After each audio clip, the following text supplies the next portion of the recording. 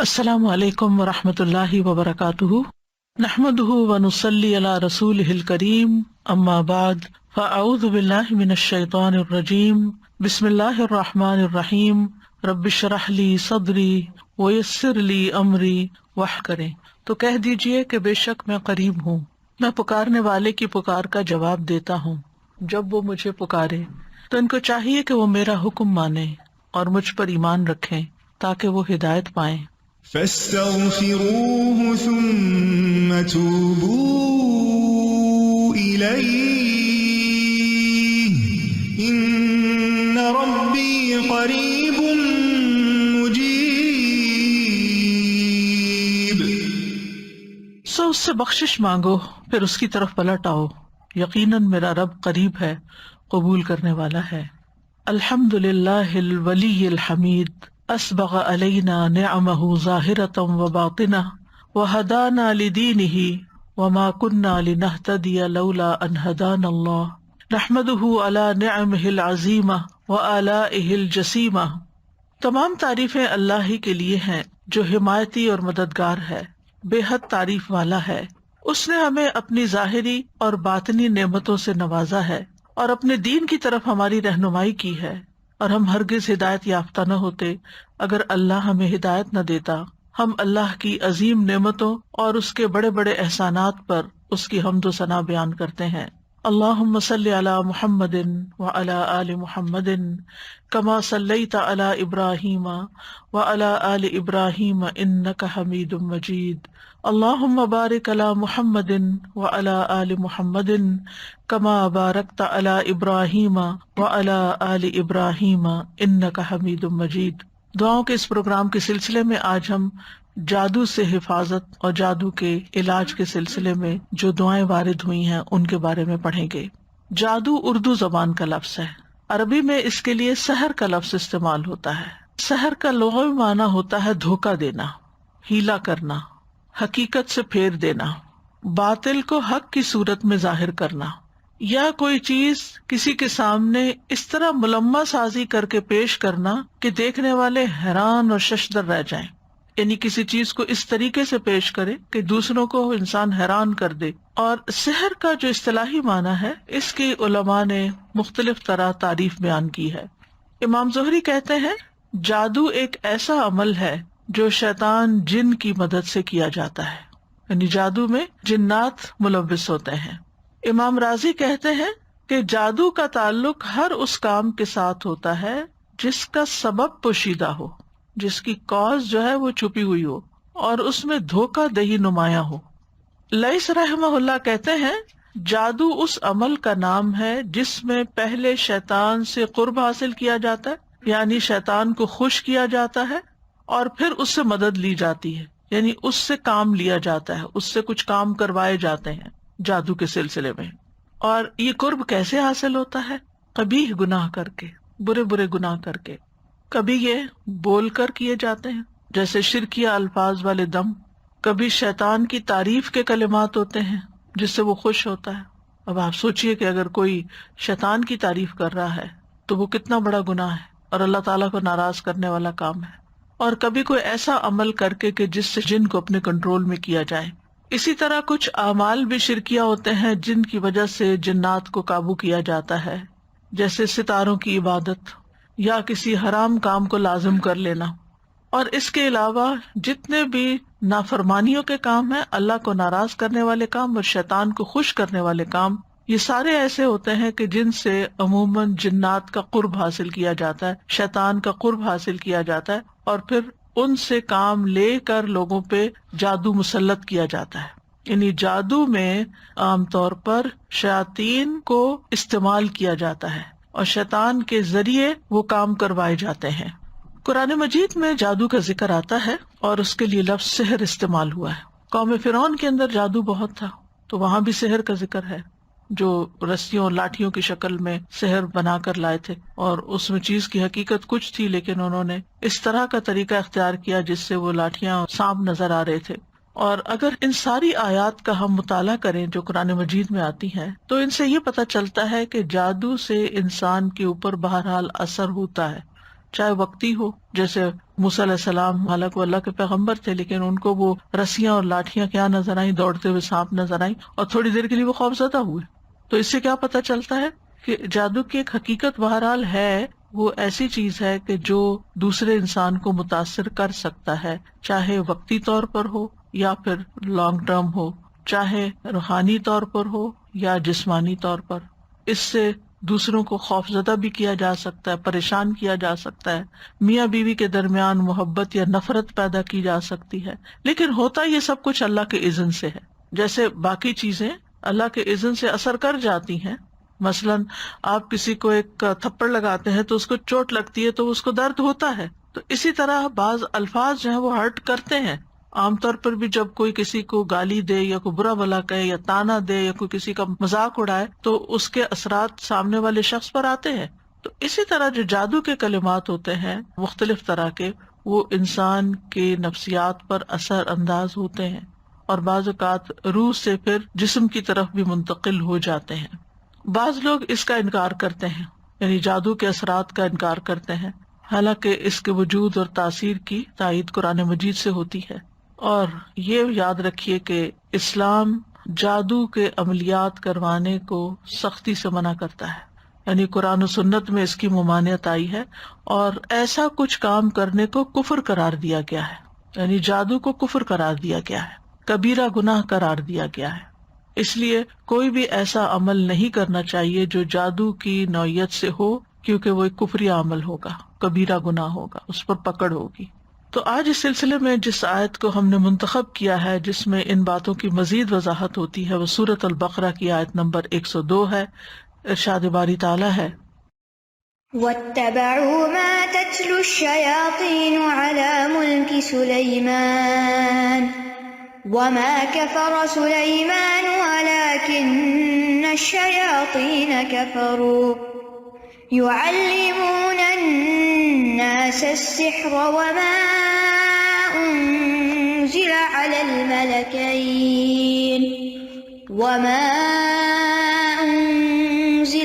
الْمَلَكَيْنِ بِبَابِلَ هَارُوتَ وَمَارُوتَ وَمَا يُعَلِّمَانِ مِنْ أَحَدٍ حَتَّى يَقُولَا إِنَّمَا نَحْنُ فِتْنَةٌ فَلَا تَكْفُرْ فَيَتَعَلَّمُونَ مِنْهُمَا مَا يُفَرِّقُونَ بِهِ بَيْنَ الْمَرْءِ وَزَوْجِهِ وَمَا هُمْ بِضَارِّينَ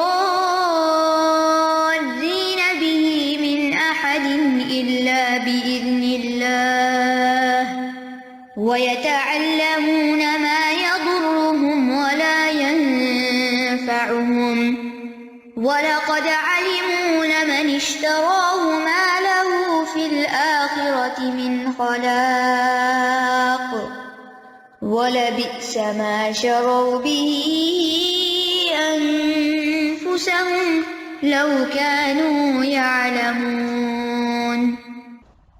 اور انہوں نے پیروی کی اس کی جو سلیمان علیہ السلام کی سلطنت میں شیاطین پڑھا کرتے تھے، اور سلیمان نے کفر نہیں کیا بلکہ شیطانوں نے ہی کفر کیا، وہ لوگوں کو جادو سکھاتے تھے. اور اس کے پیچھے لگ گئے جو بابل میں 2 فرشتوں ہاروت اور ماروت پر اتارا گیا تھا، اور وہ دونوں کسی کو کچھ نہیں سکھاتے تھے جب تک یہ نہ کہہ دیتے کہ ہم تو صرف آزمائش ہے، پس تم کفر نہ کرو، یعنی جادو سیکھ کر. پھر بھی لوگ ان دونوں سے وہ سیکھتے جس سے مرد اور اس کی بیوی میں جدائی ڈال دیں، اور وہ اللہ کے حکم کے سوا اس سے کسی کو کچھ بھی نقصان نہیں دے سکتے تھے، اور وہ سیکھتے تھے جو ان کو نقصان پہنچاتا تھا اور فائدہ نہ دیتا تھا. اور یقیناً وہ جانتے تھے کہ جس نے اس کو خریدا اس کا آخرت میں کچھ حصہ نہیں بنتا، اور البتہ کتنا برا تھا جس کے بدلے انہوں نے اپنی جانوں کو بیچ ڈالا. کاش وہ جانتے ہوتے. سلیمان علیہ السلام کو اللہ تعالیٰ نے بہت عالی شان سلطنت سے نوازا ہوا تھا. ان کی بہت بڑی حکومت تھی، بہت بڑی بادشاہت تھی. وہ واحد ایسے پیغمبر ہیں جن کی حکومت صرف انسانوں پر نہیں بلکہ جنوں پر بھی تھی، پرندوں پر، ہواؤں پر اور دیگر مخلوقات پر بھی تھی. یہ تمام چیزیں آپ کے تابع کر دی گئی تھی، اور یہ بہت ان یوزول تھا کیونکہ اس سے پہلے کسی انسان کے تابع یہ سب کچھ نہیں تھا. تو ظاہر ہے کہ جو دیکھنے والے تھے وہ حیران ہوتے تھے کہ یہ کس طرح ہو رہا ہے. اور یہ سب کچھ اللہ کے اذن سے ہو رہا تھا. اللہ نے ان کو یہ ملکن کبیرہ عطا کی تھی. جب وہ فوت ہوئے تو لوگوں نے یہ مشہور کر دیا کہ سلیمان علیہ السلام جادوگر تھے اور جادو کے زور سے یہ سب کام کرتے تھے. ان کا جادو سب پر چلتا تھا. آپ صلی اللہ علیہ وسلم کے دور میں بھی یہودیوں کا یہی خیال تھا، تو اس کی تردید میں یہ آیات نازل ہوئی کہ ایسا نہیں تھا. تو بنی اسرائیل کے بارے میں بات ہو رہی ہے کہ نبی صلی اللہ علیہ وسلم جو کچھ ان کے پاس لے کر آئے، جو ان کی کتابوں کی تصدیق کرنے والی چیز تھی، اس کو انہوں نے نہیں مانا اور اس کو چھوڑ کر وہ ان چیزوں کے پیچھے لگ گئے. وَاتَّبَعُوا مَا تَتْلُو الشَّيَاطِينُ عَلَىٰ مُلْكِ سُلَيْمَانَ، یعنی جادو وغیرہ کے پیچھے لگ گئے. اور ویسے بھی جس قوم میں بھی زوال آتا ہے وہ اعلیٰ چیزوں کو چھوڑ کر ادنا کی طرف جاتی ہے. تو واتبعوا اشارہ ہے یہود کی طرف، اور انہوں نے پیروی کی، یعنی یہود نے پیروی کی کس چیز کی؟ ما تتلو الشیاطین، جو پڑھتے تھے شیاطین، یا جس کے پیچھے لگ گئے تھے کہ تلا یتلو تلون کا معنی پیروی کرنا بھی ہوتا ہے، پیچھے پیچھے آنا. علی ملک سلیمان، سلیمان علیہ السلام کی بادشاہت میں، یعنی ان کے دور میں، ان کی بادشاہت پر نہیں، یعنی شیاطین نہیں پڑھتے تھے بلکہ ان کے دور میں یہ سب ہوتا تھا. یعنی ان یہود نے اللہ کی کتاب اور اللہ کے عہد کی کوئی پرواہ نہیں کی، لیکن اس کے برعکس وہ شیطان کے پیچھے لگ کر جادو ٹونے پر عمل کرتے رہے. اور یہ سلیمان علیہ السلام کے عہد میں بھی ہو رہا تھا. سلیمان علیہ السلام کے عہد میں بھی جادوگری کا سلسلہ بہت عام ہو گیا تھا. تو جب سلیمان علیہ السلام نے دیکھا کہ لوگ بہت زیادہ اس میں انٹرسٹ لے رہے ہیں، تو انہوں نے کیا کیا کہ لوگوں کی ایسی کتابیں، ایسا کلام، ایسی چیزیں ان سے لے کے اس کو اپنی کرسی کے نیچے یا اپنی سلطنت کے جو مرکز تھا اس میں نیچے کہیں زمین میں دفن کر دیا کہ کسی کے پاس نہ جا سکے. وہ یعنی اپنے تخت کے نیچے ان کو دفن کر دیا.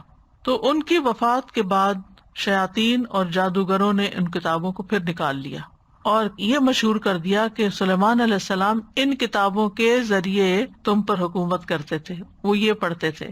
تو لوگوں نے اس کو دھڑا دھڑ سیکھنا شروع کر دیا کہ ایک پیغمبر اگر یہ کرتا تھا تو ہم بھی کر لیں. کس طرح چیزیں غلط طور پر منسوب ہو جاتی ہیں. تو اللہ تعالیٰ نے اس کی تردید کی، فرمایا وما کفر سلیمان، سلیمان علیہ السلام نے کفر نہیں کیا تھا. یہاں کفر سے مراد کیا؟ جادو. یعنی سلیمان علیہ السلام نے جادو کے بل پر، جادو کے زور سے حکومت نہیں کی تھی. ولیکن الشیاطین کفروا، یہ شیطان تھے جو کفر کر رہے تھے، یعنی جادو کا کھیل کھیل رہے تھے. نہ صرف یہ کہ خود کرتے تھے جادو، بلکہ یعلمون الناس السحر، لوگوں کو بھی اس کی تعلیم دیتے تھے، آگے بھی سکھاتے تھے. یعنی خوب پھیل رہا تھا یہ. کسی بھی علم کو اگر سکھانے والے پیدا ہو جائیں تو وہ علم پھر عام ہو جاتا ہے، مٹتا نہیں ہے. تو چونکہ یہود نے یہ مشہور کر رکھا تھا کہ نعوذ باللہ سلیمان علیہ السلام جادوگر تھے اور ان کی حکومت کا دار و مدار جادو پر تھا، تو اللہ تعالیٰ نے اس کی تردید فرمائی اور بتایا کہ جادو تو کفر ہے. وما کفر سلیمان، سلیمان علیہ السلام تو صاحب معجزہ پیغمبر تھے، انہوں نے کوئی کفر نہیں کیا. یہ ان کا معجزہ تھا کہ انہیں چیونٹیوں کی زبان سمجھ آتی تھی، وہ ہدہد کی زبان سمجھتے تھے، وہ جنات اور باقی مخلوقات سے کام لے سکتے تھے، ہوا ان کے تابع تھی. تو سلیمان علیہ السلام نے یہ سب نہیں کیا، بلکہ ان کے دور میں شیاطین نے یہ کام کیا کہ خود بھی جادو کرتے اور دوسروں کو بھی سکھاتے. اور کیا کرتے؟ انہوں نے اور کس چیز کی پیروی کی؟ وما انزل علی الملکین، جو اتارا گیا دو فرشتوں پر، بے بابلا، بابل کے شہر میں جو عراق کا ایک شہر ہے، ہاروت و ماروت، ان کا نام ہاروت اور ماروت تھا. یعنی جو ہاروت اور ماروت پر نازل کیا گیا اس کو بھی سیکھتے تھے. یعنی جنات نے اس کی بھی پیروی کی جو فرشتوں پر اتارا گیا تھا. اب فرشتوں پر کیوں اتارا گیا؟ آزمائش کے لیے.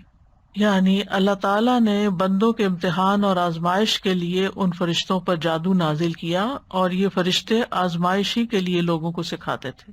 اور ان کو حکم دیا گیا تھا کہ اگر تمہارے پاس کوئی شخص جادو سیکھنے کے لیے آئے تو پہلے اس کو اچھی طرح بتا دینا کہ یہ ایک کفر کا کام ہے اور ہمیں تو تمہارے امتحان کے لیے یہاں پر متعین کیا گیا ہے، لہذا تم کفر نہ کرو. پھر بھی اگر کوئی سیکھنے پر اصرار کرے تو پھر سکھا دینا اس کو. چنانچہ جو لوگ بھی ان فرشتوں کے پاس جادو سیکھنے کے لیے آتے، فرشتے اس کو پوری طرح ایکسپلین کرتے کہ یہ کفریہ کام ہے، لیکن لوگ اس سے باز نہیں آتے تھے اور سیکھنے پر اصرار کرتے، اور فرشتوں کے پاس سیکھنے والوں کا ایک جم غفیر اکٹھا ہو جاتا. اب دیکھیں آج بھی اگر کہیں کوئی ایسے جادوئی کرشمے کیے جا رہے ہوں یا ایسی کوئی کھیل کھیلی جا رہی ہے تو آپ دیکھیں کہ اس کو دیکھنے والے کراؤڈ کتنا زیادہ ہوگا. یعنی اگر کوئی ایسا ہی مداری ہو یا جادوگر ہو جو مختلف طرح کے کام کرتا ہو. مجھے یاد ہے کہ بچپن میں جب ہم بہت چھوٹے تھے تو اس وقت مداری ہوا کرتے تھے. پتہ نہیں آپ نے کبھی کسی مداری کا کھیل دیکھا یا نہیں. اور بیسیکلی وہ مداری جادوگروں کی ایک قسم ہوتی تھی. اور ہر جمعے کے دن جمعے کی نماز سے پہلے، کیونکہ جمعے کو اس وقت مارکیٹ بند ہوتی تھی، تو ہمارا گھر مارکیٹ کے اوپر تھا، تو خالی سڑکیں ہوتی تھی اور خالی جگہ ہوتی تھی، تو وہ آ کے پورا ایک شو لگاتے تھے اور اس میں اتنا کراؤڈ ہوتا تھا. ہم تو اوپر سے دیکھ رہے ہوتے تھے اور ہر جمعے بچے بڑے چھوٹے سب وہ تماشا دیکھ رہے ہوتے تھے. اس میں کبھی وہ بچے سے بکرا نکال لیتے، کسی بچے کو لٹا کے چادر دے کے، پھر پتہ نہیں کیا پڑھتے کیا کرتے، کبھی ادھر جاتے کبھی ادھر جاتے، کبھی کوئی بات کراؤڈ سے کرتے، پھر ان سے پیسے لیتے جو تماشبین آتے تھے. ٹکٹ تو نہیں ہوتے تھے اس زمانے میں، لیکن یہ کہ کمانے کا یہ ایک ذریعہ بنا ہوا تھا اور لوگ بھی بڑے خوش ہو کے اس کھیل کو دیکھتے تھے. آج کل تو اور طرح کے کھیل دیکھے جاتے ہیں، تو پہلے زمانے میں سے کبڈی اور اس طرح کے کھیل لوگ کھیلتے تھے تو وہ دیکھتے تھے. تو بہرحال اس قسم کے کام جب وہ فرشتے ان کو سکھاتے تو بے شمار لوگ سیکھتے. آج بھی لوگوں کو پتہ ہونے کے باوجود کہ یہ گناہ کبیرہ ہے پھر بھی لوگ باز نہیں آتے اور جادو کرنے کرانے کے لیے کسی نہ کسی ایسے شخص کے پاس پہنچ جاتے ہیں جو ان کو بیوقوف بناتا ہے، ان سے پیسے لوٹتا ہے اور ان کا دین ایمان خراب کرتا ہے. تو یہ ساری چیزیں دراصل انسان کے لیے ایک امتحان ہوتی ہیں، ایک آزمائش ہوتی ہیں. وَمَا يُعَلِّمَانِ مِنْ أَحَدٍ اور وہ کسی کو نہیں تعلیم دیتے تھے، حتیٰ یقولا یہاں تک کہ وہ دونوں کہتے، انما نحن فتنۃ کہ ہم تو تمہارے لیے ایک آزمائش ہے، فلا تکفر تم کفر مت کرو. یعنی آزمائش کیوں رکھی گئی؟ تاکہ لوگوں کو پتہ چل جائے کہ جادو کیا ہوتا ہے اور پیغمبر کی تعلیم کیا ہوتی ہے. یہ بھی ایک مقصد تھا فرشتوں کو بھیجنے کا، کیونکہ وہ لوگ کہتے تھے کہ سلیمان علیہ السلام نے جادو کیا، تو نہیں، سلیمان علیہ السلام جو کچھ کر رہے تھے وہ جادو نہیں تھا، یہ فرشتے جادو سکھا رہے تھے. نہیں، ایک طرف پیغمبر کی تعلیم ہے اور ایک طرف فرشتے باقاعدہ جادو کر کے دکھا رہے ہیں کہ یہ جادو ہوتا ہے اور وہ پیغمبر کی تعلیم ہوتی ہے، تاکہ دونوں کے درمیان فرق بھی پتہ چل جائے.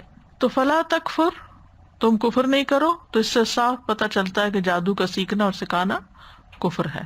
لیکن فَيَتَعَلَّمُونَ مِنْهُمَا پھر بھی لوگ ان سے سیکھ رہے تھے. کیا سیکھتے بھی کیا تھے؟ ما یفرقون به بین المرء وزوجہ جس کے ذریعے شوہر اور اس کی بیوی کے درمیان تفرقہ ڈالا جا سکے. یعنی ایسا جادو سیکھ لیتے جس کے ساتھ وہ ہسبینڈ وائف کے بیچ میں تفریق یا جدائی ڈال دیتے تھے. جادو کے اس قسم کو صرف کہتے ہیں، صاد کے ساتھ. اس کے بالمقابل سحر العطف ہوتا ہے اور یہ جادو کی سخت ترین اقسام میں سے ہے، کیونکہ یہ جادو انسان کے ہوش حواس ختم کر دیتا ہے اور دیوانگی کے حد تک پہنچا دیتا ہے. یعنی ایک جادو صرف ہے جس سے جدائی ہوتی ہے اور ایک جادو عطف ہے جس سے محبت پیدا ہوتی ہے. آپ نے کبھی اشتہار شاید پڑھے ہو اخباروں میں، محبوب آپ کے قدموں میں، یہ عطف والا ہے. اور یہ جب وہ کرتے ہیں تو انسان کے اوپر جیسے پاگل پن کی کیفیت آ جائے، یعنی کہ کسی کی محبت میں وہ دیوانہ ہو جاتا ہے اور پھر اس کے بعد وہ دیوانوں والی حرکتیں کرتا ہے، جیسے مجنون ہوتے ہیں، جیسے عاشق مجنون ہوتے ہیں، اس قسم کی حرکتیں. جی ہاں، ایڈورٹائزمنٹ کرتے ہیں. ایسی ایڈورٹائزمنٹ کر کے پیسہ لینا بھی حرام ہے. ایک دفعہ کسی ریڈیو کے آنر نے مجھ سے پوچھا تھا کہ ہمیں اتنے پیسے آفر کیے گئے ہیں کہ ہماری ایڈورٹائزمنٹ کریں، تو آپ کیا کہتی ہیں؟ میں نے کہا بالکل بھی نہیں کریں، کیونکہ جتنے لوگ اس کے ذریعے کفر کریں گے ان سب کے کفر کا وبال آپ پہ پڑے گا کہ آپ نے ان کی رہنمائی کی، آپ نے ان کو راہ دکھائی. کیونکہ بعض اوقات جو لوگ اخبار چلاتے ہیں یا ریڈیو چلاتے ہیں یا ٹی وی یا اس طرح کی چیزیں یا ایون سوشل میڈیا ان کو کمائی کا ذریعہ بنایا ہوا ہے، تو اس قسم کی کسی بھی چیز کو پروموٹ کرنا جو ہے وہ کبیرہ گناہ ہے. اور نہ صرف یہ کہ انسان اس گناہ کا خود وبال اٹھاتا ہے بلکہ جتنے لوگ وہ گناہ کرتے ہیں ان کا بھی وبال اس کے سر پہ آتا ہے. جہاں تک شیطان کا میاں بیوی کے درمیان تفرقہ ڈالنے کی بات ہے تو اس کے بارے میں حدیث میں بھی آتا ہے. صحیح مسلم میں ہے کہ شیطان کے لشکر جب لوگوں کو فتنہ میں ڈالنے کے لیے جاتے ہیں تو ان میں سے ایک آتا ہے اور کہتا ہے، یعنی ابلیس کے پاس واپس فتنے ڈال کے، میں نے اس طرح کیا، یعنی میں نے اس طرح بہکایا. تو وہ کہتا تم نے کوئی بڑا کام نہیں کیا. پھر ان میں سے ایک اور آتا ہے اور کہتا ہے میں نے فلاں آدمی کو اس وقت تک نہیں چھوڑا جب تک اس کے اور اس کی بیوی کے درمیان جدائی نہیں ڈلوا دی، ان کو الگ کر دیا. تو شیطان اس پر اسے اپنے قریب کر لیتا ہے، اسے حق کرتا ہے اور کہتا ہے تو نے اچھا کیا. پھر اس کو اپنے ساتھ چمٹا لیتا ہے کہ تو نے سب سے اچھا کام کیا ہے، کہ جس کے ذریعے ہسبینڈ وائف کے بیچ میں لڑائی ڈلوا دی اور فتنہ. اسی لیے آپ دیکھیں کہ کسی بھی رشتے میں اتنی جلدی ناراضگی پیدا نہیں ہوتی جتنی جلدی مس انڈرسٹینڈنگ اور ناراضگی ہسبینڈ وائف کے بیچ میں پیدا ہوتی. ایک تو ایکسپیکٹیشن بہت زیادہ ہوتی ہیں، لیکن اس کے علاوہ بھی آپ نے دیکھا ہوگا کہ دوسرے رشتوں میں اعتماد کچھ زیادہ ہوتا ہے، یعنی ماں اور بچے کے رشتے میں، بہن بھائیوں میں، دوستوں میں. لیکن ہسبینڈ وائف کا رشتہ بہت ہی نازک ہوتا ہے، چاہے کتنی بھی محبت ہو، شیطان بڑی جلدی غلط فہمی پیدا کر دیتا ہے. تو اس لیے ایکسٹرا کانشیس رہنے کی بھی ضرورت ہوتی ہے انسان کو. وَمَا هُمْ بِضَارِّينَ بِهِ مِنْ أَحَدٍ إِلَّا بِإِذْنِ اللَّهِ، اور وہ کسی کو بھی نقصان نہیں پہنچا سکتے مگر اللہ کے اذن سے. یہ بھی ہر بندے کو یاد رکھنا چاہیے کہ کوئی جادو نقصان نہیں دے سکتا اگر اللہ کا اذن نہ ہو. جادو کچھ بھی نہیں کر سکتا. تو اس لیے انسان کو بلا وجہ کے وہم اور خوف میں مبتلا نہیں رہنا چاہیے کہ کوئی ہم پہ جادو نہ کر دے، لگتا ہے کسی نے کچھ کر دیا ہے، لگتا ہے کچھ اثر ہے. ہر چیز کے بارے میں یہ نہیں سوچنا چاہیے. یعنی جو جادو سیکھنے اور سکھانے والے ہیں وہ کسی کو بھی نقصان نہیں پہنچا سکتے، مگر تقدیر میں اگر کوئی نقصان لکھا ہے تو پھر وہ ہو جائے گا. اللہ کی مشیت ہو تو نقصان پہنچ جائے گا. تو اس سے یہ پتہ چلتا ہے کہ اللہ کی قدرت تمام اسباب سے بڑھ کر ہے. اسباب کتنے بھی بڑے کیوں نہ ہوں، ان میں جو تاثیر ہوتی ہے وہ صرف اللہ کے اذن سے ہوتی ہے. مثلاً آگ جلاتی ہے، آگ جلانے کا سبب ہے، لیکن ابراہیم علیہ السلام کے لیے اللہ تعالیٰ نے آگ کو حکم دیا کہ نہیں جلانا. قلنا یا نار کونی بردن، آگ تم نے گرم نہیں ہونا بلکہ ٹھنڈی ہونا ہے. وسلامن، نقصان نہیں دینا بلکہ سلامتی والی بننا ہے. اللہ ابراہیم علیہ السلام وہی آگ ہے، لیکن جب اللہ کا حکم کچھ اور ہوا تو آگ نے بھی اپنا کام بدل دیا. تو اسی طرح کوئی بھی چیز، چھوٹی سے چھوٹی، بڑی سے بڑی، کوئی کھانا ہو، پانی ہو، دوا ہو، علاج ہو، ہمیشہ یہ ذہن میں رہے کہ میں یہ سبب اختیار کر رہا ہوں، بس اس کے اندر کوئی طاقت نہیں.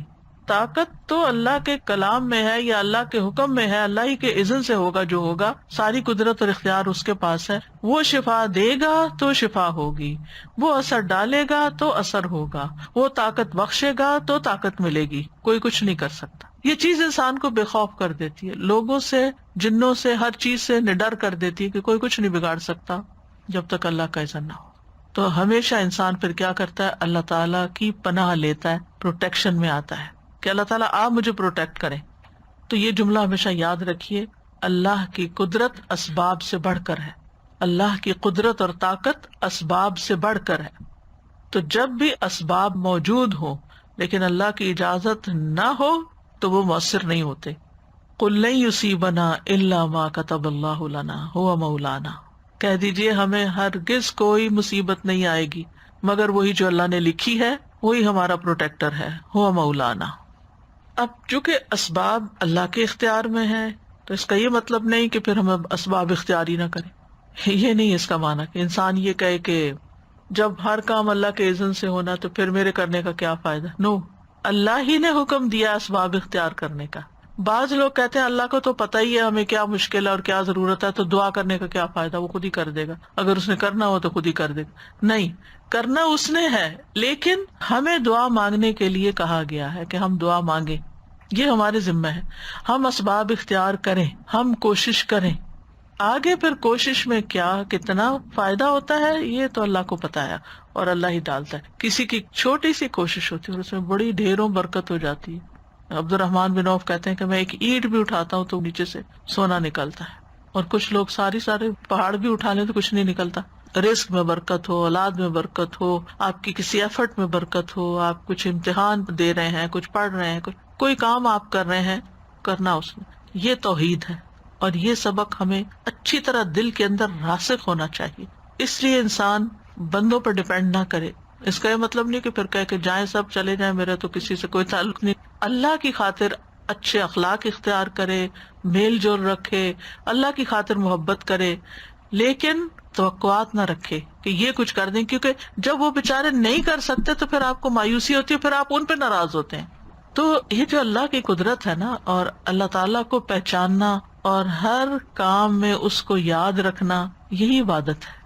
پھر ہر چیز عبادت بن جاتی ہے جب آپ اس کی خاطر کرتے ہیں اور اس کو یاد رکھ کے کرتے ہیں. تو ہمیں ہمیشہ یاد رکھنا چاہیے کہ ہر نعمت بھی اللہ کی طرف سے، وما بکم من نعمت فمن اللہ، اور تکلیف بھی اللہ کے اذن سے آتی ہے. ما اصاب من مصیبت الا باذن اللہ ومن یؤمن باللہ یہد قلبہ واللہ بکل شیء علیم.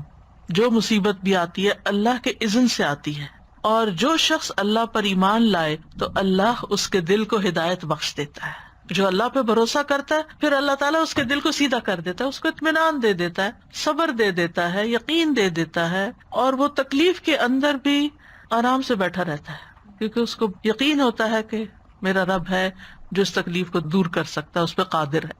عبداللہ بن مسعود کہتے ہیں وَمَن يُؤْمِن بِاللَّهِ يَهْدِ قَلْبَهُ، یہ وہ شخص ہے کہ جب اس پر کوئی مصیبت آ پڑے تو وہ اس پر بھی راضی رہتا ہے، بلکہ سمجھتا ہے کہ یہ اللہ ہی کی طرف سے ہے، اللہ کے اذن سے آئی ہے، ورنہ نہ آتی.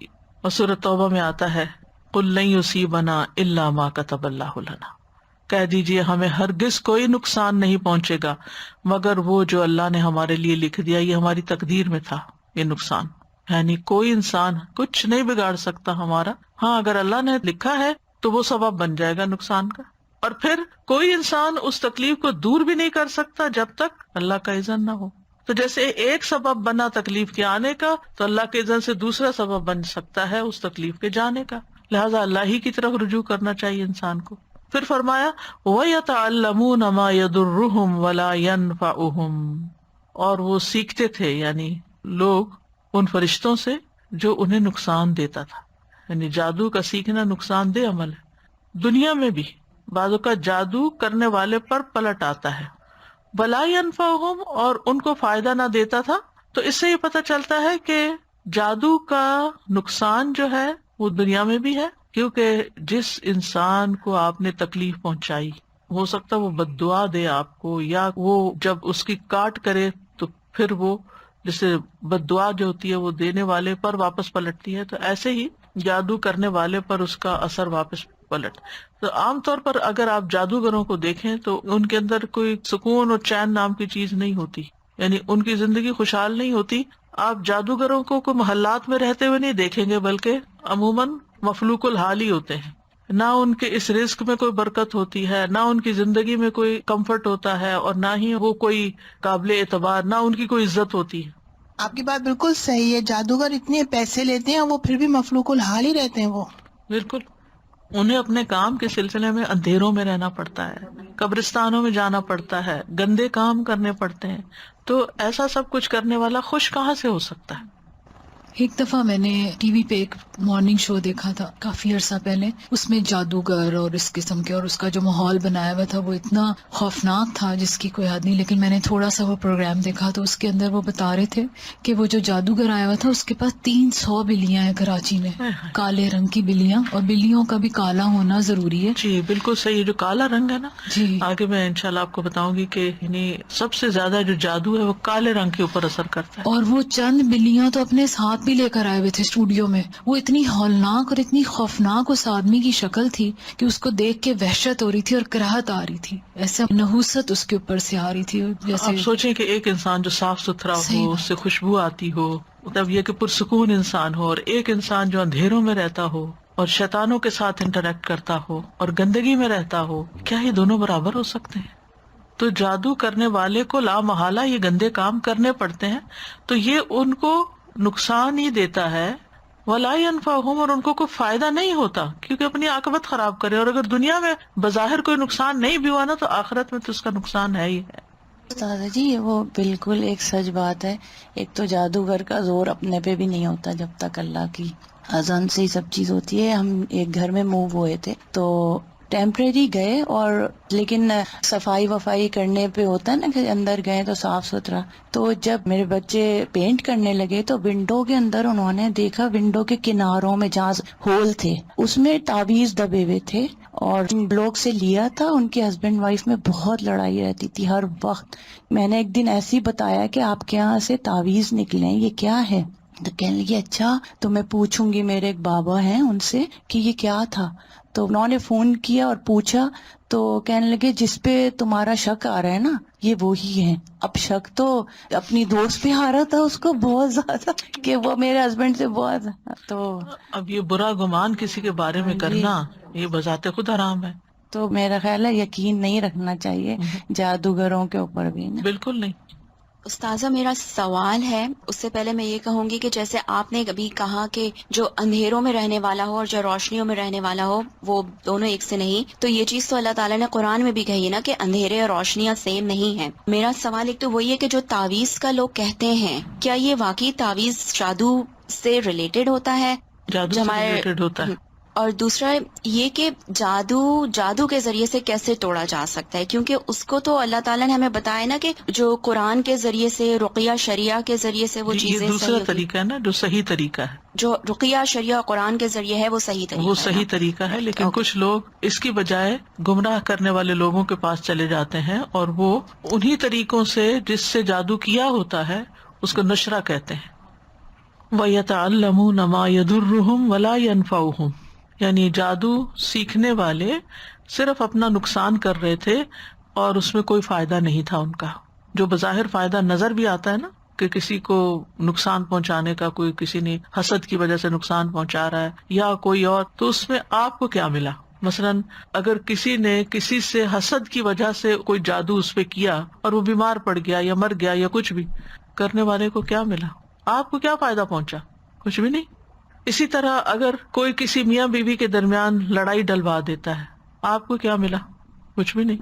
تو جادو کرنے والا یا کروانے والا اس کو خود کچھ بھی نہیں ملتا، یعنی اس کو نہ کوئی مال ملتا ہے، نہ کوئی عزت ملتی ہے، نہ کوئی برکت اس کی زندگی میں آتی ہے، نہ کوئی اور خیر آتی ہے، نہ کسی کی دعائیں ملتی ہیں. یعنی فائدے پہنچنے کے یہی طریقے ہوتے ہیں نا. تو ان میں سے تو کوئی چیز بھی نہیں ملی، بس صرف وہ ایک جو نفس کی ایک شہوت یا خواہش ہے وہ پوری ہوئی. تو اس سے کیا فائدہ ہوا؟ یعنی حاصل تو کچھ نہیں ہوا نا.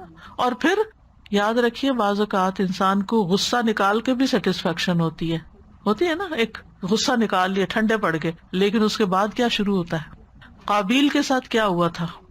غصے میں بھائی کو قتل تو کر دیا. اس وقت تو بڑا وہ خوش ہوا ہوگا کہ میں نے ہٹا دیا اپنے رستے سے جو میری اس کام میں رکاوٹ تھا. عموماً لوگ یہ بے وقوفی کرتے ہیں نا کہ اس کی وجہ سے مجھے مشکل ہو رہی ہے، اس کو رستے سے ہٹا دو، اس کو اٹھوا دو، اس کو قتل کر دو، اس کو یہ کر دو. لیکن اس کے بعد کیا ہوتا ہے جب آپ ایسا گھناؤنا کام کر چکتے ہیں؟ بڑے بڑے گناہ تو اپنی جگہ، چھوٹی سی بھی تکلیف آپ کسی کو دے نا تو اللہ تعالیٰ نے ایسا ایک نظام رکھا ہے کہ تھوڑی ہی دیر گزرنے کے بعد وہ خود آپ کو پنچ کرنے لگتی. شاید اس شخص کو تو کم ہرٹ کرے، اگر آپ کے اندر تھوڑا سا بھی دل اور ضمیر ہے نا تو آپ کو خود زیادہ تکلیف شروع ہو جائے گی. جو مائیں اپنے بچوں کو خوب مارتی ہیں یا کچھ ان کو تکلیف دیتی ہیں وہ خود بھی بیٹھ کے روتی ہیں. بعض اوقات بد دعائیں دے کے جب وہ بد دعا پوری ہو جاتی ہے نا تو پھر ساری زندگی کے لیے خود رو رہی ہوتی ہیں کہ ایسا کیوں کیا، کیوں کہا میں نے غصے میں. تو شدید غصے کی حالت میں بھی اگر بچے نے کوئی نافرمانی کی ہو یا کچھ بھی تو ہدایت کی دعا ہی دے کہ اللہ تمہیں ہدایت دے، کبھی بد دعا نہ دے. یا تو وہ اس کا اہل نہیں ہوگا تو واپس آپ پہ پلٹے گی، اور اگر اس کا اہل ہوا اور اس کو لگ گئی تو بھی آپ ہی کے لیے تکلیف ہے. اور اسی طرح باقی رشتوں کے بیچ میں بھی. تو جو کسی کو تکلیف دیتا ہے وہ کبھی خود خوش رہ نہیں سکتا. وَلَقَدْ عَلِمُوا، اور یقینی طور پر وہ جانتے تھے. وَلَقَدْ، 3 مؤکدات ہیں اس میں. واو کا مطلب ہوتا ہے واو قسمیہ ہے، یعنی قسم کھا کے یہ بات کی جاتی. لا تاکید کا لام ہے، تاکیدی بات ہے. قد تحقیق، حقیقت میں ہے یہ بات کہ علموا، ان کو پتا تھا، وہ جانتے تھے. لمن اشتراہ، جو بھی اس کو خریدے گا. جادو ایسے نہیں کیا کروایا جاتا، اس کو کچھ پیسے دینے پڑتے ہیں، یعنی کسی چیز کے بدلے میں وہ کام ہوتا ہے. ما لہ فی الآخرۃ من خلاق، اس کا تو آخرت میں کوئی حصہ ہی نہیں، اس نے تو اپنی آخرت گنوا دی. اتنا خطرناک کام ہے. یعنی انسان سے بہت سے گناہ ہوتے ہیں لیکن یہ جو جادو والا کام ہے یہ تو انسان کی آخرت تباہ کر کے رکھ دیتا ہے. تو لمن اشتراہ، یعنی جو جادو میں اس طرح رغبت رکھتا ہے جس طرح کوئی تاجر تجارت کے سامان میں رغبت رکھتا ہے کہ میں یہ لے لوں تاکہ میں اس کو بڑی قیمت میں بیچوں گا اور اس سے فائدہ ہوگا، تو وہ آخرت کے عذاب کا مستحق ہو گیا. تو مطلب یہ تھا کہ ان کا جادو کرنا کرانا لا علمی کی وجہ سے نہیں تھا کہ ان کو پتا نہیں تھا کہ یہ غلط کام ہے اس لیے وہ کرنے لگ گئے، بلکہ انہوں نے دنیا کی زندگی کو آخرت پر ترجیح دی. اور دنیا میں وہ جو اندر غصہ تھا یا حسد تھا یا کسی کو نقصان دینے کا جو جذبہ تھا اس کو سیٹسفائی کرنے کے لیے انہوں نے اگر یہ کام کیا تو اپنی آخرت برباد کر لی. اسی لیے نا حسد اور غصہ جو ہے ایسے گناہوں میں سے ہے کہ جو انسان کی عقل کو مار دیتا ہے اور اس سے ایسے کام کرواتا ہے کہ جس کی وجہ سے انسان کہیں کا نہیں رہتا. تو بہرحال خلاصہ یہ ہے کہ جادو کا نقصان ہی نقصان ہے اور نہ ہی اس سے انسان کو آخرت میں کوئی حصہ ملے گا، نہ ہی اللہ کا قرب، نہ ہی وہاں جا کے معافی، اور یہ اور بھی بہت سے گناہوں کو ساتھ سمیٹ لیتا ہے کیونکہ اس میں شرک ہوتا ہے، کفریہ کلمات ہوتے ہیں، غیر اللہ سے مدد لی گئی ہوتی ہے. بعض اوقات آپ کو پتہ ہے کہ ایسی چیزیں جادوگر لانے کو کہتے ہیں کہ جن کو لانا بھی بہت بڑا کرائم ہوتا ہے. کسی نے ذکر کیا تھا، مجھے پورا کانٹیکس یاد نہیں، کہ اس کے بچے نہیں ہوتے تھے تو اس کو جادوگر نے کہا کہ تم کسی کا چھوٹا بچہ مار کے اس کا پتہ نہیں دل نکال کے لاؤ کہ کیا لاؤ، یعنی اس طرح کے مطالبے بھی ہوتے ہیں اور لوگ کرتے ہیں، یعنی اپنی خواہش پوری کرنے کے لیے گھٹیا سے گھٹیا کرائم کرنے کو تیار ہو جاتے ہیں. تو اس وجہ سے اس کو کفر کہا گیا ہے کیونکہ اس کی بنیاد شرک، جھوٹ، ظلم، کفر پر ہے. وَلَبِئْسَ مَا شَرَوْا بِهِ أَنفُسَهُمْ، کتنی بری ہے وہ چیز اور یقیناً بری ہے وہ چیز جس کے بدلے انہوں نے اپنی جانوں کو بیچ ڈالا، اپنی جانیں ہلاکت میں دے دی. یعنی اس جادو کے بدلے انہوں نے اپنا خسارہ کر لیا، اپنی جانوں کو نقصان میں ڈالا. تو دنیا میں بھی کچھ نہ حاصل ہوا اور آخرت میں بھی کچھ نہیں. دنیا بھی خسارے میں، آخرت بھی خسارے میں. کتنا گھناؤنا کام ہے، کتنا نقصان دہ کام ہے. کچھ کام ایسے ہوتے ہیں جو دنیا میں گناہ میں آتے ہیں لیکن لوگوں کو وقتی طور پہ کچھ فائدہ مل جاتا ہے. جیسے شراب کے بارے میں آتا ہے، یسألونک عن الخمر والمیسر قل فیہما اثم کبیر ومنافع للناس، کہ لوگ آپ سے شراب اور جوئے کے بارے میں پوچھتے ہیں، آپ کہہ دیجئے کہ اس میں بہت بڑا گناہ ہے اور کچھ فائدے بھی ہیں، منافع للناس بھی ہیں. لیکن جادو میں تو کوئی نفع ہے ہی نہیں. لا ينفعهم لو كانوا يعلمون، کاش وہ جانتے ہوتے. یہ جملہ شرطیہ ہے، اس کا جواب نہیں ہے. یعنی اگر وہ جانتے ہوتے تو کبھی جادو نہ سیکھتے، یعنی انہیں پتا تھا نقصان دیتا ہے، پھر کیوں سیکھا؟ علم الیقین نہیں تھا. ایک ہوتا ہے علم ہونا اور ایک ہوتا ہے علم الیقین ہونا، یقینی علم ہونا. جس شخص کو یقینی علم حاصل ہو جاتا ہے نا، اس کا عمل بدل جاتا ہے، وہ توبہ کر لیتا ہے، وہ غلط کام فوراً چھوڑ دیتا ہے. اور جس کے اندر شبہات ہوتے ہیں، شکوک ہوتے ہیں، منافقت ہوتی ہے، وہ اللہ اور اس کے رسول کی بات سن کے معلومات تو حاصل کر لیتا ہے لیکن اس کا کوئی عمل نہیں بدلتا. تو ایسا شخص جو ہے وہ حقیقی عالم نہیں ہے. یعنی اگر ایسے صاحب علم ہوتے جن کے اندر اللہ کی خشیت ہوتی تو اپنے علم سے فائدہ اٹھاتے اور پھر جادو نہ سیکھتے. تو بہرحال خلاصہ یہی ہے کہ جادو ایک شیطانی عمل ہے اور اس کا سیکھنا سکھانا کفر ہے، اور یہ انسانوں کے لیے ایک امتحان بھی ہے. یعنی گناہ کا سبب میسر آنا بڑا امتحان ہے انسان کے لیے. ایک تو یہ کہ کوئی چیز آپ کو نظر ہی نہیں آتی، آپ کے اختیار میں نہیں، آپ کو پتہ ہی نہیں ہے، دیٹ از دیئر. شر ہے دنیا میں، رہے کہیں، آپ کو نہیں پتا، تو آپ بچے ہوئے، آپ امتحان میں نہیں ہیں. لیکن پھر کیا ہوتا ہے کہ وہ آپ کو اتنا ایزیلی اویلیبل ہوتا ہے کہ آپ کے لیے پھر بچنا مشکل ہو جاتا ہے. جیسے آپ دیکھیے کہ سیل فون کے اوپر لوگ کیا کیا خرابیاں نہیں کرتے اور کیا کیا برائیاں اس سے نہیں آتی. تو ایک یہ تھا کہ تھا ہی نہیں تو کتنی ساری برائیوں سے لوگ بچے ہوئے تھے. اب چونکہ ہے اور ایک کلک پہ آپ فحش سے فحش چیزیں دیکھ سکتے ہیں تو پھر کتنے لوگ بچ سکتے ہیں. تو یہ ایک فتنہ ہے، یہ ایک آزمائش ہے. اس میں فائدے بھی ہیں لیکن اس میں آزمائش بھی ہے. یعنی کچھ لوگ تو پیورلی حرام حرام حرام چیز دیکھتے ہیں، کچھ لوگ حرام تو نہیں دیکھتے لیکن بیکار کی لغو چیزیں دیکھتے رہتے ہیں جن سے ان کو کوئی فائدہ نہیں پہنچتا. ٹھیک ہے وہ نقصان دہ نہیں لیکن فائدہ بھی کچھ نہیں. مثلاً آپ دیکھیں کہ کچھ لوگ صرف فیشن شو دیکھتے رہتے ہیں کہ کس ایکٹر نے کیا کپڑے پہنے ہوئے ہیں یا کیسی جیولری پہنی ہوئی ہے، یا کچھ حاصل نہیں ہے آپ کو سوائے اس کے کہ آپ ایک بس انٹرٹینمنٹ بنائی ہوئی. آپ کا وقت کتنا قیمتی ہے تو قبر میں جا کے پتہ چلے گا نا کہ انسان ایک دفعہ بھی سبحان اللہ کہنا چاہے گا، اگر 1000 دفعہ بھی کہے تو ایک بھی نیکی نہیں لکھی جائے گی. تو وہ تمنا کرے گا کاش میں واپس جاؤں اور جو وقت میں نے ضائع کیا اس میں کچھ ذکر ہی کر کے آ جاؤں، کچھ صدقہ ہی کر کے آ جاؤں. سوال تھا کہ یہ جو اتنے میجک شوز اور ایلیوژنسٹ شوز اور یہ سب ٹی وی پہ اتنے پاپولر کیے جاتے ہیں، شوز ہوتے ہیں، ٹکٹس ہوتے ہیں مہنگے مہنگے، تو ان سب کا بھی جانا مطلب ہم اس کو کہہ سکتے ہیں کہ کفر میں یہ آ جاتا ہے؟ یعنی کہ انڈائریکٹ تو سیکھ ہی سکتے ہیں، اگر وہ کفر اکبر نہ بھی صحیح تو انٹرٹینمنٹ کے نام پہ آپ بہت کچھ سیکھ بھی رہے ہوتے ہیں نا. It's a kind of learning, you are learning something which is wrong. کیونکہ کس قسم کے انٹرٹینمنٹ ہے، کیا دے رہے ہیں اپنی نسلوں کو. استاذہ، جب سے آپ نے اس آیا کی تفسیر سٹارٹ کی اس وقت سے میں اس کو اپنے آج کل کے زمانے سے ریلیٹ کر رہی تھی کہ اس میں جب بنی اسرائیل میں جادو بہت عام تھا تو اللہ تعالیٰ نے اس جادو کو ان کے لیے فتنہ بنا دیا. تو سملرلی آج کل کے زمانے میں ٹیکنالوجی اتنی عام ہو چکی ہے کہ اللہ تعالیٰ نے اس ٹیکنالوجی کو ہمارے لیے ایک ٹیسٹ بنا دیا، اور اس سوشل میڈیا کی وجہ سے اب ہمارے لیے بھی ایک فتنہ بن گیا ہے کہ ہم جو ہیں وہ اعلیٰ سے ادنا کی طرف موو ہوتے جا رہے ہیں. ہماری پرائیورٹیز میسڈ اپ ہو رہی ہیں، ہماری نمازیں ان کا اچھے بھلے لوگوں کی میں نے دیکھا ہے، Exactly. اچھے بھلے پڑھے لکھے سمجھدار اور بعض دیندار سب کچھ ہوتے ہوئے اول ٹائم گزر جاتا ہے اور ہماری نمازیں چلی جاتی ہیں. اسی طرح جیسے اس میں فرشتے سکھانے سے پہلے کہتے تھے کہ یہ کفر ہے، یہ مت سیکھو. ابھی بھی آپ کوئی ویب سائٹ ایکسس کرنا چاہیں جو فحاشی کی ہوتی ہے اس میں ایک وارننگ آتی ہے. اب یہ انسان پر ہے کہ وہ اس کو ایکسس کرے کہ نہیں. تو وارننگ تو مل جاتی ہے تو پھر بھی بعض لوگ اس کو ایکسس کرتے ہیں، بلکہ جس چیز کی وارننگ ہوتی ہے نا اس کو زیادہ اور دیکھتے ہیں. اسی کے ذریعے اتنی اخلاقی برائیاں، غیبت، جھوٹ، بے شمار سب کچھ فساد، عام ہو رہا ہے. گھروں کے اندر لڑائی جھگڑے. جب گھر کے لوگ آپ کے آئیڈیل نہ رہیں اور آئیڈیل آپ کے باہر کے لوگ بن جائیں تو آپ سوچئے کہ پھر آپس کے تعلقات گھر کے کیا ہوں گے. ایک کوشچن ذہن میں آ رہا تھا کہ یہ جب حضرت سلیمان علیہ السلام نے اپنے تخت کے نیچے یہ سب چیزیں رکھ لیں تو اب ہم یہ سمجھتے ہیں نا آج کل کہ اگر ایسی کوئی چیز گھر میں ہو آپ اس کو جلا کے یا پھینک دو، پانی میں ڈال دو، رکھو نہیں اپنے پاس.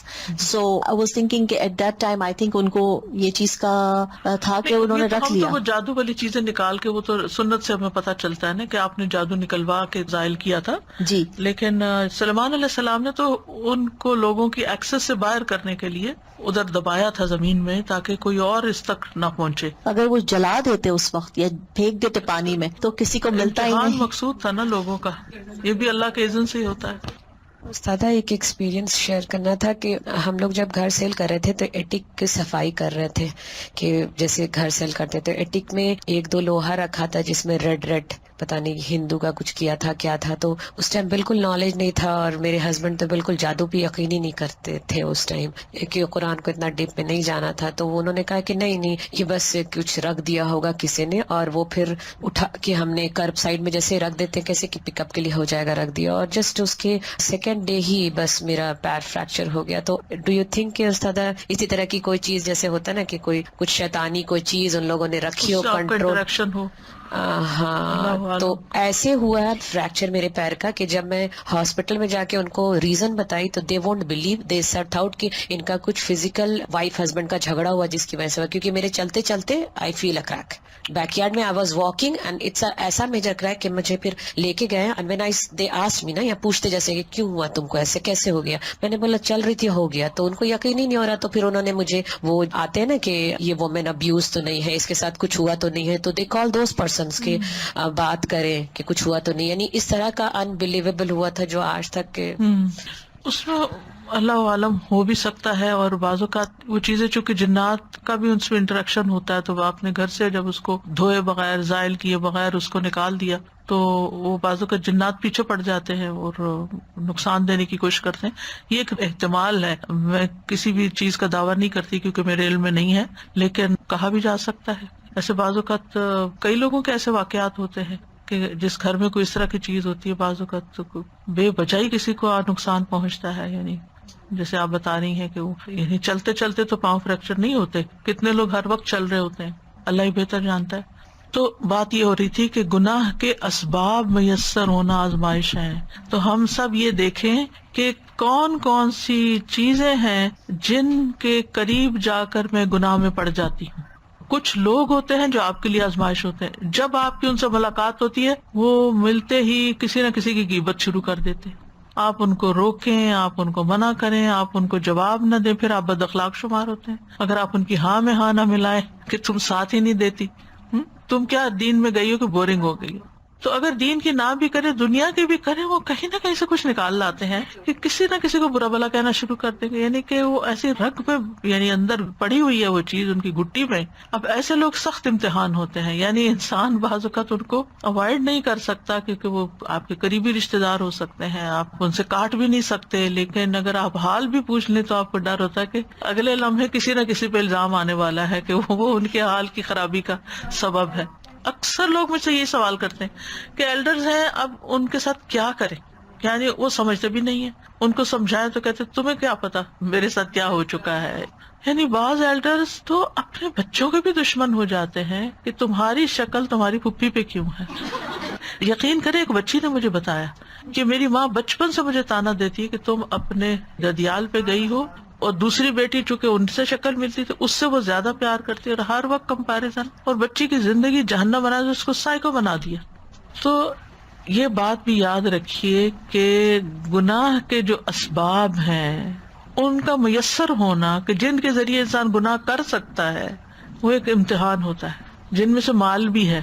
مال کا ہونا کیوں فتنہ ہے؟ تمہارے مال اور اولاد تمہارے لیے فتنہ ہے، دشمن ہے، آزمائش ہے، کیونکہ وہ سبب بن سکتے ہیں آپ کے غلط کام کرنے کا. اس کے برعکس وہی چیزیں اگر آپ صحیح استعمال کرتے ہیں تو وہ آپ کے درجات کی بلندی کا بھی باعث بنتے ہیں. تو بہرحال یہ چیزیں اللہ تعالیٰ نے دنیا میں رکھی ہیں جو انسان کے لیے ایک امتحان ہے، اور ہم سب آزمائے جا رہے ہیں. یہ مت سوچیں کہ چند لوگوں کی آزمائش ہے، ہم میں سے ہر ایک کی آزمائش ہے، ہر ایک کی آزمائش ہے، کیونکہ یہ دنیا بنی ہی امتحان کے لیے. وَنَبْلُوكُمْ بِالشَّرِّ وَالْخَيْرِ فِتْنَةً، ہم تمہیں خیر اور شر کے ذریعے آزما رہے ہیں، امتحان لے رہے ہیں تمہارا، تاکہ کھرا کھوٹا الگ ہو جائے کہ کون اپنی عقل استعمال کرتا ہے، کون تقویٰ سے کام لیتا ہے، کون سوچ سمجھ کے بات منہ سے نکالتا ہے، کون کیا کرتا ہے. اب یہ زبان بھی سبب ہے نا ایک برا یا اچھا کرنے کا، تو اس کا استعمال پھر بہت ہی سوچ سمجھ کے کرنا چاہیے. جادو کسی کی موت کا سبب بن سکتا ہے اللہ کے اذن سے. اچھا، پھر کسی کی موت کے بعد اس طریقے سے بولنا ان کی موت جادو کی وجہ سے ہوا، از اٹ اوکے؟ یہ نہیں ہم کہہ سکتے کیونکہ ہمارے پاس کوئی یقینی ثبوت نہیں ہے، یہ تو ایک غیب کا علم ہے نا. پھر اسی طرح یہ ہے کہ دوسروں کی خیر خواہی کرنی چاہیے. مثلاً اگر آپ کا کوئی ایسا کام ہے کہ جس کو اگر آپ دوسروں کو بتائیں گے یا سکھائیں گے تو وہ ان کے لیے نقصان دہ ہو سکتا ہے، تو آپ ان کو سمجھا سکتے ہیں. بعض اوقات بچے ایسی چیزوں کا مطالبہ کرتے ہیں نا، ہمیں یہ بات بتائیں، ہم یہ چیز، تو وہ بتاتے تھے پہلے کہ یہ ٹھیک نہیں ہے تمہارے لیے، لیکن وہ نہیں مانتے تو پھر ان کو سکھا دیتے تھے جو وہ سیکھنے آتے تھے. جیسے مثال کے طور پر ڈاکٹرز کے پاس بعض اوقات ابارشن کے لیے جاتے ہیں، تو ڈاکٹر کا فرض بنتا ہے جس کے اندر اللہ کا تقویٰ ہوگا کہ وہ مریض کو سمجھائے کہ یہ کام کرنا تمہارے لیے نقصان دہ ہے، تم یہ نہ کرو. کیونکہ انسان سوچتا ہے اچھا یہ ڈاکٹر نہیں مانتا تو کہیں اور چلے جاتے ہیں. تو دوسروں کی خیر خواہی کرنا جو ہے نا وہ ہم سب پر لازم ہے جو نقصان میں پڑنے جا رہے ہوں. Without being doctor, without being medical practitioner, وہ یہ کرتے ہیں جو ضائع کروانے کا عمل ہے. پھر اسی طرح میاں بیوی میں جو تفریق ڈالنا ہے یہ شیطانی عمل ہے، ابلیسی عمل ہے، چاہے جادو کے ذریعے ڈالے انسان یا اپنی باتوں کے ذریعے. جادو کے لیے شاید کہیں جانا پڑے تو باتیں تو خود ہی گھر میں کر کر کے انسان دوسرے کو بہکا سکتا ہے. اب رات ہی مجھے کسی نے بتایا کہ فلاں کپل کے بیچ میں ڈیورس ہو رہی ہے. میں نے کہا وہ کیوں؟ اچھا بھلے دونوں پڑھے لکھے سمجھدار ہر چیز ہے، کیا مسئلہ کیا ہے؟ مسئلہ سسٹر ان لا ہے. وہ ہسبینڈ کا اتنا دماغ یعنی خراب کیے ہوئے ایک طرح سے، میں نے ڈیٹیل نہیں پوچھی کوئی بھی، لیکن اس بچی نے اپنے ہسبینڈ سے کہا کہ اگر ہم کچھ دن ان کے گھر نہ جایا کریں، کچھ عرصہ اگر ہم ان سے ملنا چھوڑ دیں تاکہ ہم آپس میں ایک دوسرے کو انڈرسٹینڈ کر سکیں، فرسٹ ہینڈ انفارمیشن کی بنا پر ہم ایک دوسرے سے ڈیل کریں بجائے اس کے کہ تھرڈ پرسن کوئی بات کہے اور اس پہ انسان یقین کر لے. تو اس پر بھی راضی نہیں کہ نہیں وہ تم اس پہ الزام لگاتی ہو، وہ تو بالکل صحیح. اب ایک شخص اپنی بیوی کو ٹرسٹ نہ کرے اور ایک اور عورت کو ٹرسٹ کرے اور جو وہ سکھائے کہے، وہاں ساس نہیں ہے، وہاں کوئی ایک اور بندہ فتنہ بنا ہوا ہے. تو چاہے آپ مدر ان لا ہیں، چاہے آپ سسٹر ان لا ہیں، چاہے آپ کسی بھی رشتے میں ہیں، آپ کو کوئی حق نہیں پہنچتا کہ آپ کسی آنے والی بچی کے بارے میں کوئی بھی نیگیٹو بات اس کے شوہر کے کان میں ڈالیں کہ دیکھو تمہاری بیوی یہ کرتی ہے. شوہر کو اللہ نے اپنی عقل دی، آنکھیں دی ہیں، وہ خود ہی دیکھ لے گا وہ کیا کرتی کیا نہیں دے. آپ کا فرض نہیں بنتا، نہ اللہ نے آپ کے ذمہ لگایا. الا یہ کہ کوئی ایسی بڑی چیز ہے خطرے والی کہ جس میں کسی کی جان کو خطرہ ہے یا کوئی، تو یہ عام طور پہ نہیں ہوتا. لیکن چھوٹی موٹی باتیں جو ہیں ڈائریکٹ انڈائریکٹ اشاروں کنایوں میں ہنسی مذاق میں کسی بھی طرح ایسی حرکت نہیں کرنی چاہیے. یہ شیطان کو خوش کرنے والا عمل ہے اور اللہ تعالیٰ کو ناراض کرنے والا، کیونکہ گھر جب ٹوٹتا ہے تو اس کے اپنے کئی نقصان ہوتے ہیں. پھر اللہ کے اذن کے بغیر کوئی کام نہیں ہوتا، یہ ہمیشہ یاد رکھنا چاہیے. اس نے جادو کر دیا تو یہ ہوا، تو اس نے نظر لگا دی تو یہ ہوا، ہمیں نہیں پتا. اللہ کا اذن ہوا، لہذا اللہ کو راضی کریں، اللہ کی طرف رجوع کریں، اللہ سے مدد مانگیں، کیونکہ ہر چیز یہ اللہ کے اذن سے ہو رہی ہے. اور یہ بات کہ جادو سیکھنا سراسر نقصان دہ ہے، اس میں کوئی خیر نہیں، یہ کفر اکبر ہے. اور جان بوجھ کے جو ایسا کرتا ہے جس کے بارے میں اس کو پتا بھی ہو کہ غلط ہے، تو پھر اس کی تو شامت ہی شامت ہے. اور آخری بات اس سلسلے میں اس آیت سے جو پتہ چلتا ہے وہ یہ کہ ایسا علم حاصل نہیں کرنا چاہیے جس میں صرف نقصان ہو اور فائدہ نہ ہو. وَأَعُوذُ بِكَ مِنْ عِلْمٍ لَا يَنْفَعُ، اللہ میں ایسے علم سے تیری پناہ لیتا ہوں جس میں کوئی نفع نہیں ہے. جہاں ہم علم نافع کا سوال کرتے ہیں وہاں علم غیر نافع سے بچنے کے لیے بھی دعا کرتے ہیں.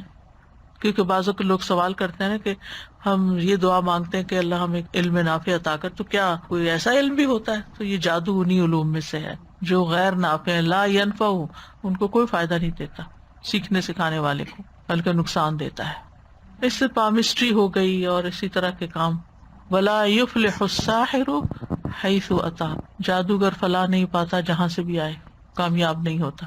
استاذہ جی یہ دو ہیں بات کہ ایک جادو کرنا اور ایک جادو دکھانا، تو یہ دونوں جیسے کچھ لوگ جادو کر رہے ہوتے ہیں کسی بھی، جیسے آج کل شادیوں میں یہ شروع ہوا ہوا ٹرینڈ نا، میجک شو چل رہے ہیں، تو وہ دیکھنا بھی گناہ ہے. دونوں چیزیں ایسی چیزیں یعنی انسان جس ماحول میں ہوتا ہے جو چیز دیکھ رہا ہوتا ہے وہ بہرحال اس پہ اثر تو کرتی ہے، تو ایسی چیزوں سے بچنا چاہیے. استاد ایک سوال تھا، یہ جو بات ہے اللہ کے اذن کے بغیر کوئی کام نہیں ہوتا، تو اللہ تعالیٰ نے ہمیں مطلب جو بیلنس ہے نا، بیلنس کا ایک سبب اور پھر جو بھی پھر اللہ تعالیٰ کی مشیت، اسباب اور توکل، اسباب اور توکل کے بیچ میں جو بیلنس ہے. تو اب جیسے جادو کے لیے اب صبح اور شام کے اذکار ہمیں دیے ہوئے ہیں کہ ہم ان کے پروٹیکشن میں رہیں، لیکن جو لوگ پھر نہیں کرتے اور پھر بھی کہتے ہیں کہ اچھا یہ تو اللہ کی مرضی کے اس میں، تو اس مطلب یہ کہ آپ نے خود سبب اختیار نہیں کیا. یعنی اگر کسی شخص کو بخار ہو جاتا ہے اور اس وجہ سے ہوا کہ اس نے سردی کے موسم میں جیکٹ نہیں پہنی ہوئی تھی، تو آپ کیا کہیں گے کہ آپ نے سبب اختیار نہیں کیا؟ وہ تو معمور ہے نا، سردی گرمی معمور ہے کہ اپنے اثرات لوگوں پہ ڈالیں. اللہ نے ان کو تو اجازت دی ہوئی ہے، ان کو تو اذن ہے، لیکن فرض آپ کا بنتا تھا کہ آپ اپنے آپ کو ڈھکتے، پراپرلی پروٹیکٹ کرتے.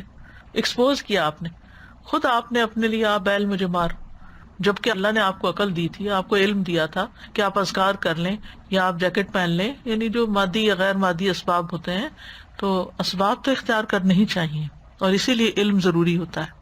ایک سوال ذہن میں آ رہا تھا کہ یوتھ کے ساتھ جب ہم بیٹھتے ہیں نا تو بچے یہ اکثر یہ کوشچن کرتے ہیں کہ اللہ نے پھر شیطان کو بنایا کیوں ہمارے لیے دنیا میں، آل دا ٹائم ہم ٹینشن میں ہیں، امتحان میں ہے. اسی طرح سے یہ جادو کو بھی ہاروت اور ماروت کو سکھا دیا. تو اگین یعنی اگر ہم اپنے گھر میں دیکھیں تو ہم مضر چیزوں کو نہیں لاتے تاکہ بچے پہلی بات ہے وہ افیکٹ ہوں، لیکن آل دا ٹائم اس بات کا جواب کیسے دیں ہم young generation plus older generation? دنیا میں ہم آئے ہی امتحان کے لیے نا، تو یہ کچھ چیزیں ہمارے ٹیسٹ کے لیے رکھ دی گئی. جیسے ایک ہرڈل ریس ہوتی ہے کہ آپ ریس لگا رہے ہیں لیکن آگے رکاوٹ ہے، آپ نے اس کو عبور کرنا ہے، وہاں بیٹھ نہیں جانا، پھر آگے تھوڑا اور چلیں گے پھر ایک اور ہرڈل آ جائے گا. تو ہم یہ کہیں کہ ہرڈل کیوں رکھے بیچ میں کیوں چیزیں رکھی، وہ اسی سے آپ کی اسمارٹنیس پتہ چلے گی کہ آپ کے اندر کتنی کریج ہے کہ آپ ان ساروں کو عبور کر کے نکل جانا ہے اس کے اوپر سے. ورنہ تو آپ کیسے پتہ چلے گا کہ آپ کود سکتے ہیں نہیں کود سکتے، بھاگ سکتے ہیں نہیں بھاگ سکتے، دیکھ سکتے ہیں نہیں دیکھ سکتے کہ آگے کیا آ رہا ہے. جزاک اللہ، آپ کی بہت اچھی مثال ہے، کیونکہ آج کل بہت بچوں سے پڑتی ہے نا ملاقات. اوکے، نیکسٹ ویک بھی ابھی یہی ٹاپک چلے گا انشاءاللہ. وآخر دعوانا ان الحمد للہ رب العالمین. سبحانک اللہم وبحمدک، اشہد ان لا الہ الا انت، استغفرک واتوب الیک. السلام علیکم ورحمۃ اللہ وبرکاتہ.